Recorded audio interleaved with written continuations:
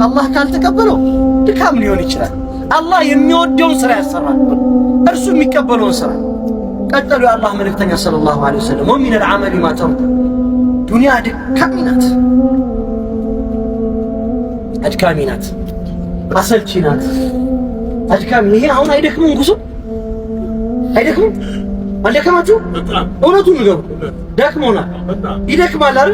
ዱንያ ከዛ በላይ ናት። ስንት ያደከመች ያዝናት ስንል አመለጠች፣ አገኘናት ስንል ራቀች። አላህ ምን አለ? ኢነከ ካዲዑን ኢላ ረቢከ ከድሃን ፈሙላቂያ።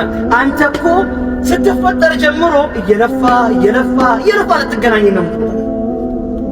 ሞላልኝ ልትል አይደል? የሞላለት የለም። የሞላለት ማለት ምን ማለት ነው ታውቃላችሁ? አላህ የሰጠውን ነገር ተቀብሎ አመስግኖ በመልካም ስራ ይቀየራል። በቃ ከዛ ውጪ እቀጥላለሁ ካለ እያዛል ዱንያ አያዝ።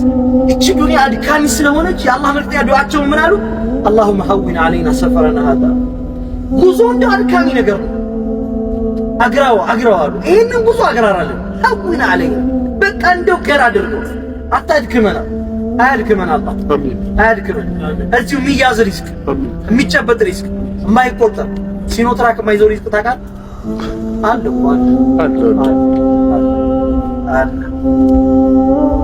ማን ቆጥረው ማያልቅ ሪስክ አላህ ይስጠን።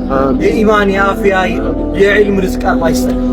አሁን ይሄን ያደረጉ ሰዎች እጅ ብቻ ላሉ የአላህ መልእክተኛ ቀጠሉና ወጡ ያና ቡዕደሁ አሉ።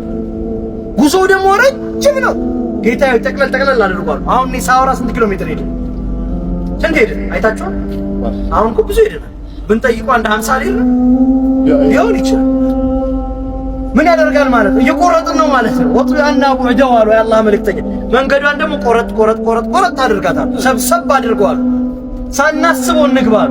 አዎ ሳናስበው ነው ጀነት መግባት ያለብን ኢንሻአላህ። ኢንሻአላህ አንገባ። ማንን ያስገባል? ማንን ያስገባል? አላህ። አዎ እንገባለን ኢንሻአላህ እንገባለን። አላህ ረሕመቱ ሰፊ የሆነ ጌታ ነው። ወጡ ያና ቡዕደሁ አለ። ግን ዱንያ የቸገረህ የከፋህ የወጣህ ወረቀ ጊዜ ከአላህ ውጭ መፍትሄ የለውም። አላህ የሌለበት ህይወት አድካሚ ነው ወዳጆች፣ ወላሂ አድካሚ። አላህ የሌለበት ህይወት የማይፈታ ጥያቄው ብዛቱ። አንዳንድ ጉዳዮች ከአቅም በላይ ሲሆኑ አላህ እኮ አለ ትላለህ፣ አልሐምዱሊላህ ረቢል ዓለሚን ትላለህ፣ ትተወዋለህ። አላህ በራሱ መንገድ ያስተካክለዋል፣ በራሱ መንገድ። የአላህ መልእክተኛ ምን አሉ? ሰው ልጅ እኮ ጠይቀው ይሰለቻል።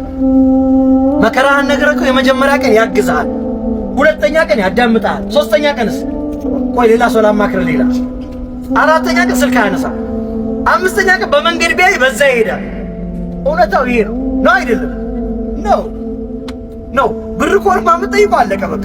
ሁለተኛው ቀን ጀምሮ አያናግረህ። አላህስ ጠይቀኝ ነው የሚለው። አቡ አንኳኳ ዝም ብለህ ነው የሚለው። ዝም ብለህ አንኳኳ። እንዲያውም ስታንኳኳ ነው እኛ የሚመቸን ነው። አላህ አንኳኳ። እውነተኛ የመከራ የጭንቅ ጊዜ ጓደኛ፣ የረጅም ሰፈር አጓዳኝ ማን ነው? አላህ ነው። የአላህ መልእክተኛ ያሉት እኔ አላልኩም። አላህ የአላህ መልእክተኛ ምን አሉ?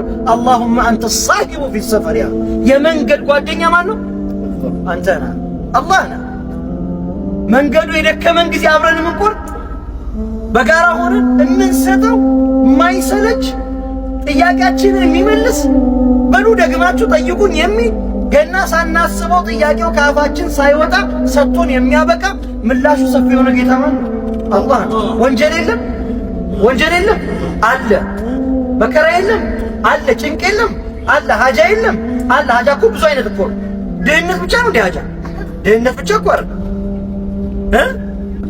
ዓለም መልኳ ተቀይሯል። ልጆቻችን እንኳን መያዝ አልቻለም። እነዚህ ልጆች ለማን ነው የምንሰጠው? አላሁመ ረቢ ለና አውላደና ነው። ጌታዬ ሆይ ልጆቻችንን አንተ በምታውቀው አንተ በችሮታ አንተ መልካም ነው ባልከው መንገድ ተርቢያ አድርግልን። خلاص አቅም በላይ ረቢ ለና አውላደና። የግድ ትልልቅ ነገር አታስብ። አላሁመ አንተ ሳሂቡ ፊ ሰፈር። ደግሞ الخليفة في الأهل والمال ገንዘብና ልጅ ጥለን መተናል። ቤተሰብ ጥለን መተናል አይደል? አልተውንም እንዴ? ለማን የተውነው? ለአላህ። አሁን እኮ ፋብሪካ ምናምን ስሪቤዝ ቢበላሽ ልጅ ሰውዬው ይደውልና እዚህ ሆነን እኮ ነው ይደውልብን። ተበላሽቷል ስሪቤዝ ነው። እኔ ምን አደርገዋለሁ አለች። ገብቷችኋል? አዎ መብራት ቢጠፋ ቤት እንኳን ካርድ አልቋል ብሎ ይደውላል። ሰው እኮ እንደዚህ ነው። ለማን የተውነው እንደሆነ ለአላህ የተውነው እስከሆነ አላህ ይሞላል።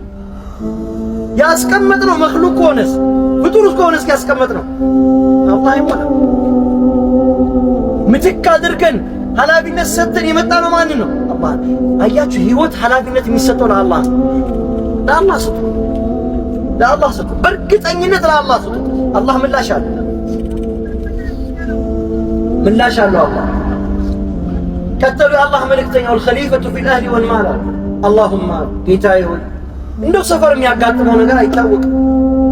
እቺ ምድር መከራ የበዛባት ናት። ያልናስንን እያመለጠችን እማንወደውን ነገር ታሳየናለች። ወዳጆቻችንን ካጠገባችን ድንገት ትነጥቃለች።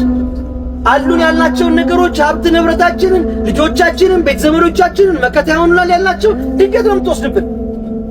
ወዳጆቻችን ድንገት ነው ከጎናችን ያለፉት ነው አይደለም?